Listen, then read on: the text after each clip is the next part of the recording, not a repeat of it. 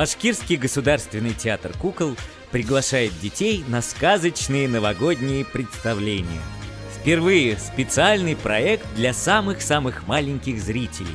17, 18, 24 и 25 декабря, а также 2, 4, 6 и 8 января мы ждем детей от 1 года до 3 лет на праздничное представление «Что такое Новый год?», на котором наши маленькие зрители увидят интерактивную сказку и вместе с зайчиком, белочкой и медвежонком узнают, что такое Новый год, и познакомятся с самым добрым на свете Дедом Морозом.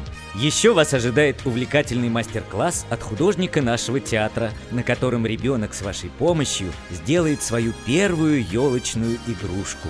А в завершении программы вы сможете сделать праздничную фотографию своего ребенка в новогодних декорациях нашего спектакля. Приходите со своими малышами 17, 18, 24 и 25 декабря, начало в 12 часов. А детей постарше мы приглашаем посмотреть театрализованное представление у новогодней елки и спектакль «Морозко». С 24 по 8 января фойе театра будет оформлено воздушными шарами, яркими объемными фигурами и гирляндами. Ну а главным его украшением, конечно же, станет 8-метровая новогодняя елка. У елки зрителей встретят Дед Мороз, Снегурочка, сказочные персонажи, игры, танцы и хороводы.